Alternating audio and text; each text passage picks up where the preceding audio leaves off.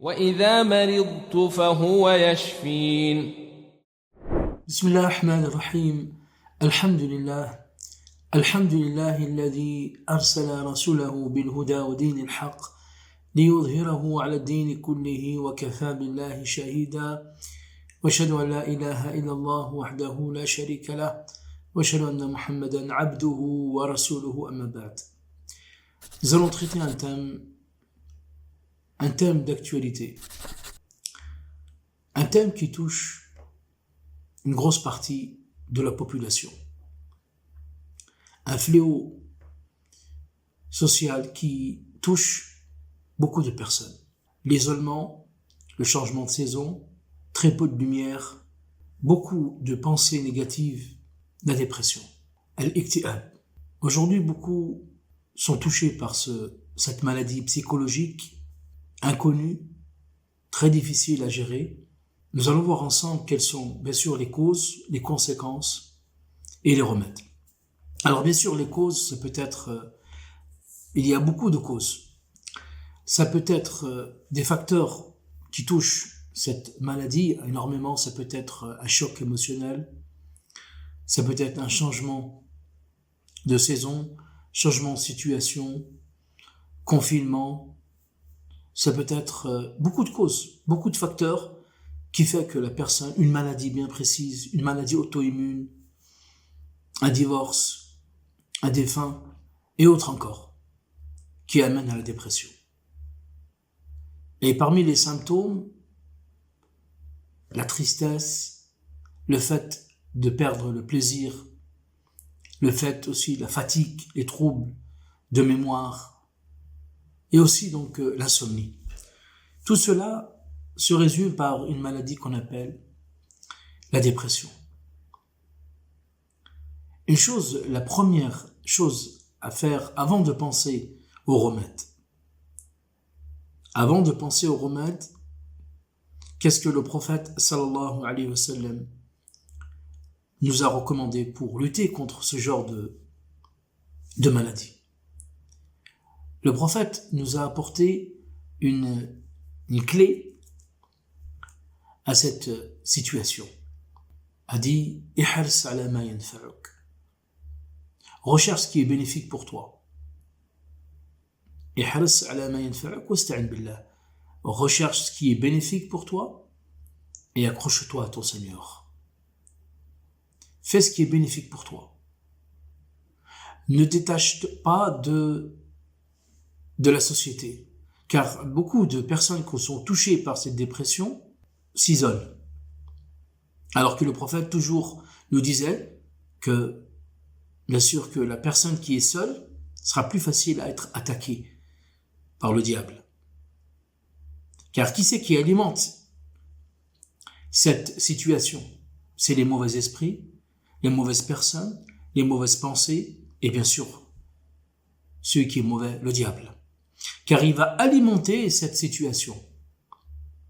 Donc le prophète a deux recommandations. La première, de chercher toujours ce qui est bénéfique, ne pas laisser du vide. La dépression va venir sur quelque chose qui est, la personne est vide. Car la dépression vient d'une personne qui va dire « je ne sers à rien ». Tout le monde sert. Le bébé jusqu'à la personne la plus avancée en âge. Toutes les situations sociales, toutes les situations, tous les métiers, tout le monde sert. Chacun contribue au bonheur de la société. Donc la dépression, c'est quelqu'un qui commence à réfléchir négativement, alors que notre prophète sallallahu alayhi wa sallam nous dit toujours ajaban li amri mu'min. Le croyant est toujours positif. Le croyant se dit sur cette terre, je suis là pour vivre, pour adorer Allah, donc je sers. Du moment que tu adores Allah, du moment que tu as un accrochement avec ton Seigneur, tu es quelqu'un d'important. Tu es quelqu'un d'important, on a besoin de toi. On a besoin de ton avis, on a besoin de ton invocation, on a besoin de toi. Car la dépression, c'est un aspect psychologique, un trouble psychologique dans la tête de la personne. Il se dit, je ne sers à rien, je ne sers pas à la société, je n'ai plus d'objectif, je n'ai plus d'avenir, je n'ai plus de futur. Alors que le musulman, le croyant au contraire, est fort vis-à-vis de sa psychologie, est fort. Tant qu'il est sur cette terre, il sert.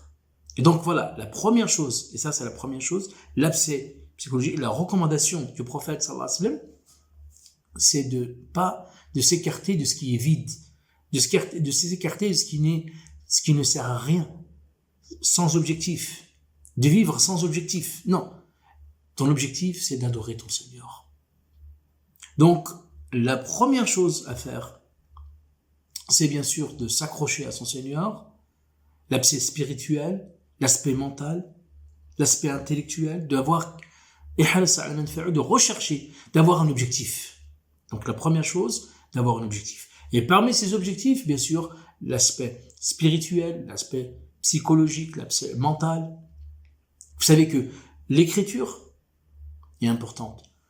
La lecture est importante. Et aussi l'apprentissage. L'écriture, la lecture et l'apprentissage. Ça, c'est la deuxième chose. Après avoir un objectif, qui soit spirituel ou que ce soit dans son travail ou autre, la deuxième chose, avant même d'entamer des remèdes, la deuxième chose à faire pour lutter contre la dépression, c'est bien sûr l'écriture, la lecture et l'apprentissage. D'apprendre un métier, d'apprendre quelque chose, d'apprendre sa religion, d'apprendre de se remplir ses journées, à écrire, à lire. Car vous savez que le cerveau, si vous lui donnez l'écriture, si vous lui donnez la lecture et l'apprentissage, il ne va pas rentrer du vide. Car la dépression, c'est un vide. C'est un vide dans son cerveau, il ne sait pas, donc il n'a pas d'objectif. Il se sent vraiment retiré. Et là, bien sûr, c'est le problème de l'isolement. Et ça, c'est important. L'isolement, alors que le prophète sallallahu alayhi wa sallam disait toujours de vivre en société, de vivre avec son frère, d'éviter d'être seul, de ne pas dormir seul, de ne pas vivre seul, de ne pas manger seul. Plein de hadiths que le prophète sallallahu alayhi wa sallam nous dit de faire attention à l'isolement. Donc, objectif, de se fixer un objectif. Deuxième chose importante, donc l'écriture, la lecture et l'apprentissage. La troisième chose qui est importante pour lutter contre la dépression, c'est bien sûr de changer son hygiène alimentaire. De changer son hygiène alimentaire, c'est-à-dire de prendre une alimentation saine, de fruits, de légumes, plein d'oméga 3, des fibres, attention au surgras, à surconsommation, trop de sucre, trop de gras, trop de produits industrialisés et autres, qui vont rajouter votre dépression, qui vont alimenter votre dépression. Donc l'alimentation, l'hygiène alimentaire est très important, que ce soit qualitatif ou quantitatif. Donc l'hygiène alimentaire. Bien sûr, au niveau des fruits, bien sûr, où il y a des vitamines B, ou par exemple la banane, les fruits en général, mais la banane est pleine de tryptophane, pleine de magnésium, des légumes aussi qui sont pleins en général, les légumes aussi sont pleins de sels minéraux et d'oligo-éléments. Aussi, la quatrième chose qui est très importante pour lutter contre la dépression. Ensuite, les plantes. Quelles sont les plantes qu'on va utiliser pour nous aider dans la dépression? Vous avez bien sûr une plante qui est très très importante. Car vous savez que dans la dépression, la personne faiblit. Donc il faut un adaptogène. Il faut quelque chose qui nous donne du tonus, la vitalité, le tonus, le ginseng. Le ginseng dans toutes ses formes. Le ginseng, tous les ginsengs qui existent, que ce soit le Euterocoque, ashwagandha, suma, que ce soit le maca, que ce soit le ginseng blanc, le ginseng rouge, panax, tous les ginsengs sont importants. Tous ces ginsengs vont vous apporter une vitalité. De prendre le matin 2 gélules de ginseng en ampoule ou en gélule ou en comprimé, 2 gélules. Si vous sentez encore faible, de prendre 2 gélules le matin et 2 gélules dans l'après-midi. Évitez le soir. Un adaptogène qui va être bien avec le ginseng et qui est très bien contre la dépression, c'est la rhodiola. Le rhodiola. Et le rhodiola, bien sûr, est très utilisé dans ce genre. C'est un antidépresseur naturel. Vous pouvez le prendre avec le ginseng. La rhodiole est une plante qui est très importante pour lutter contre la dépression. Pareil, vous pouvez prendre 2 comprimés le matin. Si c'est une grosse dépression, vous pouvez rajouter le safran avec. Car le safran, comme a été cité dans le hadith du prophète sallallahu alayhi wa sallam, est vraiment l'allié de rhodiole. On trouve souvent le rhodiole avec le safran. des compléments alimentaires qui sont très très importants à utiliser dans la dépression. Ensuite, au niveau des plantes, ça dépend ensuite des symptômes. Ça dépend bien sûr des conséquences que vous avez. Si vous avez une mémorisation qui est faible, vous avez faibli à cause de la dépression, vous pouvez utiliser le ginkgo biloba. Si vous avez par exemple une perte de plaisir, vous pouvez prendre des plantes comme par exemple, qui est très important pour retrouver le plaisir, justement pour avoir de la vitalité avec le ginseng, avec le rhodiol, le safran. Vous pouvez prendre aussi le griffonia. C'est des plantes qu'on utilise beaucoup contre la dépression, le griffonia. Le griffonia aussi est une très belle plante qui aide justement à retrouver un certain plaisir, une perte de ce plaisir. Ensuite, après avoir utilisé des plantes, vous pouvez utiliser bien sûr des choses qui sont importantes aussi par rapport à la dépression, c'est des compléments alimentaires, comme par exemple la vitamine B6. La vitamine B en général lutte contre la dépression, mais surtout la B6 avec le magnésium. La vitamine B6 avec le magnésium, des sels minéraux, des oligo-éléments avec la vitamine. Si vous voulez un complément, en prendre, et ça sera sur avis médical, si vous voulez un complément d'acides aminés comme la tryptophane, hydroxytryptophane, il faudra bien sûr l'avis d'un médecin pour ce trio. Ensuite, donc la sixième chose qui est très importante à voir ensemble, quand il y a une dépression, après avoir lutté contre l'isolement, il faut lutter aussi contre la sédentarité. Car le fait de rester sédentaire, de ne pas bouger, la personne commence à mal réfléchir. Donc il faut une activité physique.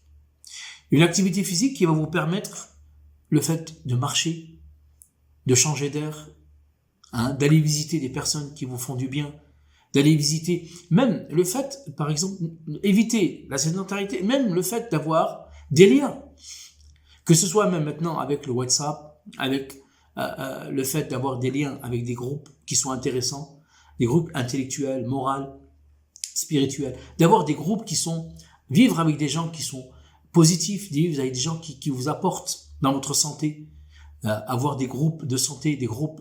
Donc, ça fait partie de lutter contre la sédentarité. L'activité physique, c'est vrai, la marche est très importante.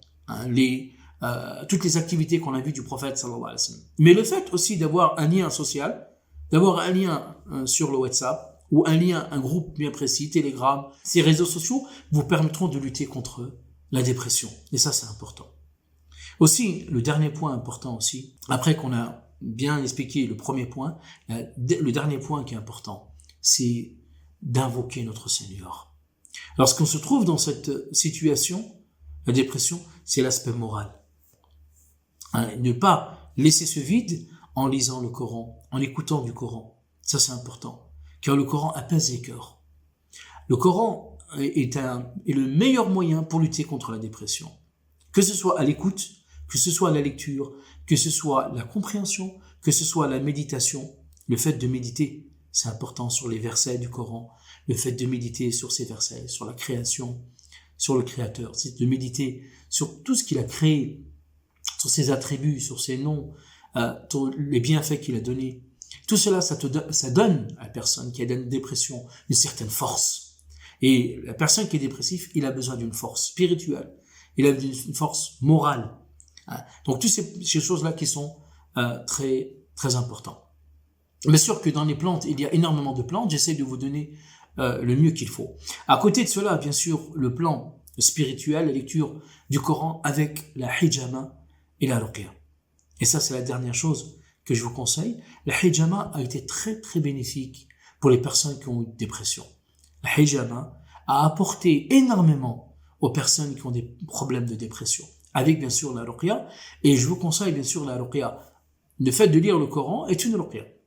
Le fait d'être toujours derrière avec, bien sûr, la compréhension et la lecture du Coran, mais il y a, bien sûr, des du'a à faire. Il y a des invocations et des évocations à faire. Et bien sûr, ce sera le dernier point, avec bien sûr le soutien d'une personne, d'un professionnel. Car une dépression, c'est une c'est une phase qui est très difficile. Il y a besoin d'avoir un suivi d'un professionnel, un professionnel de la santé qui vous aidera justement à vous soutenir avec tous les points qu'on vient de voir ensemble. Il va vous soutenir dans ces points-là, il va vous apporter des choses qui seront en plus ou vous soutenir dans dans vos remèdes et bien sûr dans votre situation. Wa alhamdulillahi rabbil alamin.